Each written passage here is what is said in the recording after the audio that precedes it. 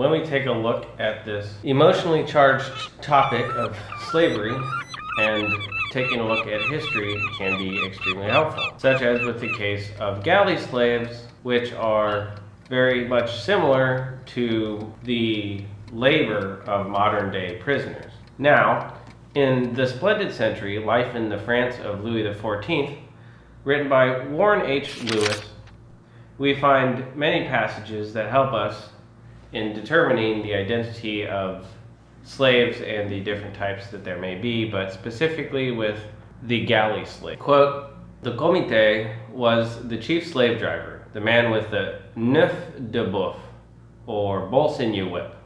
The first, indeed the only, qualification for the comité was brutality, though even comités varied, and the anonymous Huguenot, whom I have already quoted, found in his comité a protector and almost a friend. We must not think too savagely of the comité. Only the exceptional man revolts against the abuses to which he has been brought up, and the comité, he been steam-minded, would have seen in himself nothing more than a chief engineer. Half speed ahead, one uses one's cane in the rowers' backs, on the rowers' backs. Full ahead, one substitutes for the cane the bull sinew whip. Et voilà tout. The galley in the early spring was a mere shell, there being little on board but the ballast, and fitting out began by removing this from the hold." Now, in a separate part, we get an idea of what life on the galley was like. Even the officers had no sleeping place except on their camp chairs under the poop awning, and so crank were the ships that to avoid risk of capsizing, the awnings could only be spread on the finest weather. Cooking facilities were primitive, and, as no one ever washed, the ship qualled with vermin from stem to stern. From below came the constant clank of chains, the crack of whips on bare flesh, screams of pain, and savage howls. At each oar, all 5 men must rise as one at each stroke, push the 18-foot oar forward, dip it in the water, and pull with all their force, dropping into a sitting position at the end of each stroke. One would not think, says the Huguenot convict, that it was possible to keep it up for half an hour, and yet I have rowed full out for 24 hours, without pausing for a single moment. On these occasions, the rowers were fed on biscuits soaked in wine, thrust into their mouths." End quote. Now, in a separate portion, we find why galley slaves were employed, which, as we've said earlier, is comparative to the forced labor of prisoners. The experiment of propelling galleys by free men hired for the oar had been tried and had failed. The commanders concerned had reported that with such a bank, neither the speed nor the endurance essential could be obtained. Only the whip, with the threat of worse brutalities in reserve, could send the long, lean, cranky craft into action at the requisite speed. Given the necessity for the galley on the one hand, and a country swarming with criminals on the other, the galerian was the obvious, indeed the only, solution, the cheap fuel so callously expended in driving these fast ships. Of course, when we look at who formed this corps of ship drivers, quote, "Who was the typical galerian? The society of the bench fell into 5 distinct classes: Turks, bought by the French government for the service; deserters; salt smugglers; genuine criminals; and, after 1685, Huguenots, the first category being definitely the least. Badly treated, and in the next portion, badly treated, and the last on the whole, the worst. Even before the coming of the Huguenot, the galerians were by no means, as is often supposed, drawn exclusively from the dregs of France. At the Battle of Genoa in 1638, the galley La Cardinale was saved by the exertions of a convict, the Chevalier de Margalet, who was doing time for the rape of his niece. When Millet de Scudery was at Marseille in 1644, she notices that galerians of good social standing were allowed a considerable degree of liberty, and in their spare hours were to be met in the best salons of the town. In 1670, Madame de Savigny is assured by the Général of the galleys that her protégé, Vaucresson, galerian, is living as he pleases ashore in Marseille and without chains.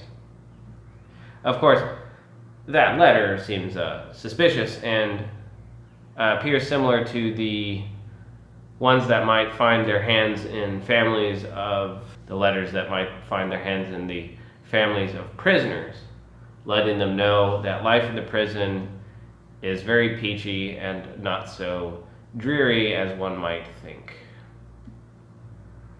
Now, in a separate portion, once condemned to the galleys, the convict was consigned to the nearest jail, where he might spend a considerable time in almost any variety and degree of comfort or suffering, whilst awaiting the order for his transfer to the chain assembly point. Lille for the galleys of Dunkirk, Paris for those of Marseille. Their hands bound, and with an escort of provost archers, the sad little groups tramped the country roads which converged on their last land prison. A Huguenot merchant, who was condemned in 1701 for trying to escape from France, has left us a description of the chain assembly prison at Lille. A large room in St. Peter's Tower, so dark that day was but darkness made visible, without fire or candle. And of course, this gives us an idea of how they traveled. Of course, in the next part, quote, "It may be objected that it was at the lowest the king's fuel which was being wasted by this brutality. Why were there not regulations for getting it to Marseille in consumable condition? There were but petty officialdom. Our old friend, the White Babu, was active then as now, and the capitation grant had been cut to a figure at which it cost more to bring a prisoner alive to Marseille in the hospital van than to let him die by the roadside, and the result was that of every 5 who set out, only 4 reached the coast, and of those 4, 1 had to be sent to the galley hospital. If he was fortunate or unfortunate enough to reach port alive, the galleryman was sent to the depot galley, where he could make himself acquainted with the layout of his future home." End quote. Now, in a separate portion, quote, "Soon after their arrival at the depot galley, the convicts would be assembled, stripped, sorted into gangs of 5, and drawn for by lot by the comités of the various galleys needing reinforcements." Well, in continuation, each 5 men, arbitrarily selected for physical reasons, were now entered into the closest of life partnerships. La vogue, rarely again to eat, sleep, or work apart, to be literally in close contact with each other until the end of their days. They had ceased to be men, they had become an oar, one of 50 such oars carried by a galley. But if they reached the port at the turn of the year, their rowing days were still 3 months ahead of them. The galleys, stripped to their hulls, would be emerging from their winter hibernation to face another commission. In this case, the work in front of them was only 1 degree less arduous than that of the oar. No officers would yet have appeared on board, though a junior or 2 might be living ashore in the town. Now, in a different part, we find a description written by a visitor. Quote, "We went to visit the galleys," writes Evelyn in 1644. "The captain of the galley royale gave us a most courteous entertainment in his cabin. The slaves in the inner room playing both loud and soft music very rarely. Then he showed us how he commanded their motions with a nod and his whistle, making them row out.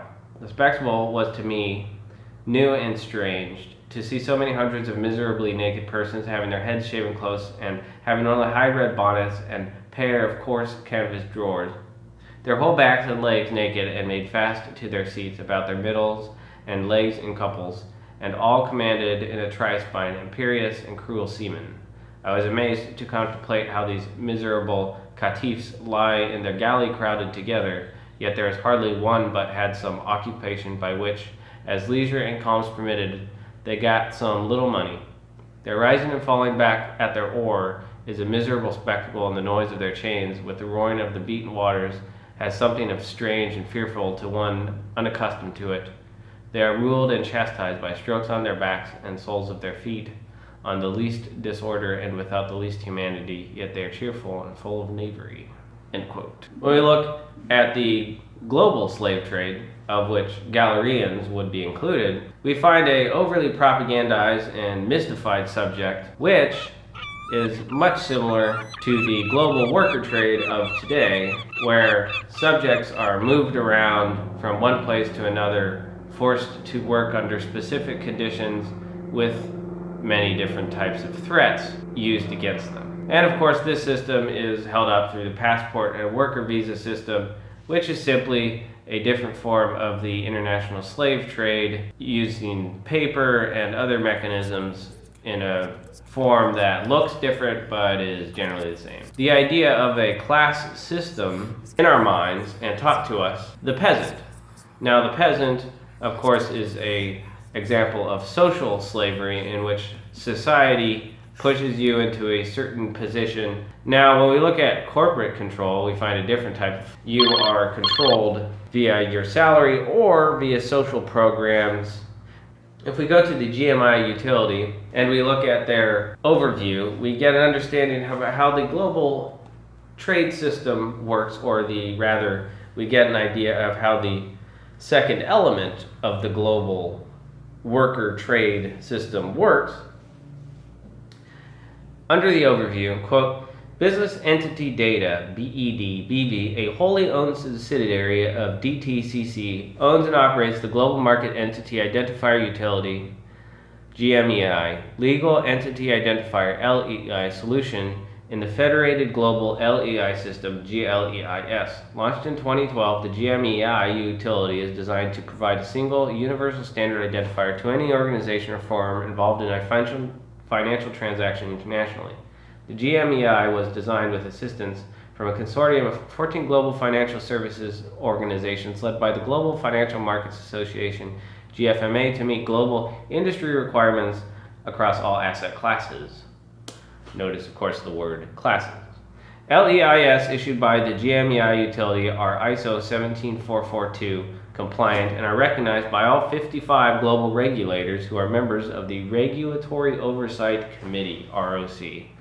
Now, naturally, that's just a bunch of gobbledygook, which hides their true intent, but we're a person to have the code, they might be able to decipher what exactly all of that means. But a simpler thing to do is to go to the search bar on this website, where it says search for an LEI. Now, in the LEI search bar, you simply put any sort of identifying number, such as a social security number, or perhaps passport, or maybe birth certificate numbers.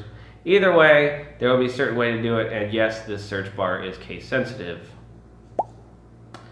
And after doing this, one will find a selection of entities that are actively or not actively, or have been, or still are, or may in the future be trading on this number. And thus, a person is legally traded just like a commodity of a person might have been traded in the 17th century. This takes us to the Levantine adventure, the travels and missions of the Chevalier d'Arvou, 1653 to 1697, also written by Warren H. Lewis. Now, in a passage where we look at the idea of slavery in the 17th century, and we can get a better idea of how this applied then, and of course put it into perspective of how it applies today by going by a different name. Quote, one imagines, writes Darvaux, that Christians who have the misfortune to be slaves in Barbary are treated with the utmost cruelty and unhumanity. And he was as surprised to discover, as I was to read, that this was very far from being the case. For one thing, they enjoyed the absolutely unmolested exercise of their religion, though naturally a pious Moslem would urge his slaves to adopt the true faith. But the only methods which he employed were promises, exhortations, and everything that was seductive, often including the offer of the hand of a well-dowered widow, with a guarantee that her property should be settled on the slave. The treatment of the ransomed Frenchman on this occasion is sufficient evidence of the relationship which normally existed between a Tunisian and his slaves. Every day shore boats came alongside the ship loaded with presents of bread, wine, meat, chicken, and fruit for them from their old masters, or patrons, as they were called. And the former slaves insisted upon being given shore leave to thank them for their kindness. Some of them went further and obtained permission to live in the homes of their old patrons until sailing day. And there they were treated as sons, eating with the patron, and when the time came to part, they embraced each other tenderly. What surprised Darvaux even more was to discover in the course of business that Mehmet Bey had some French slaves who refused absolutely to be ransomed, who indeed had been so liberally treated by their patron that at any time for years past they could have paid their own ransom with the money accruing from his generosity, and theirs was not an isolated case. Now, take of that what you will, but it certainly does not seem like the so-called slaves in Tunisia were anything compared to the slaves of the peasant class in France, which it's very telling that some French citizens preferred to remain in slavery in Tunisia rather than return to the despotic and overly bureaucratic France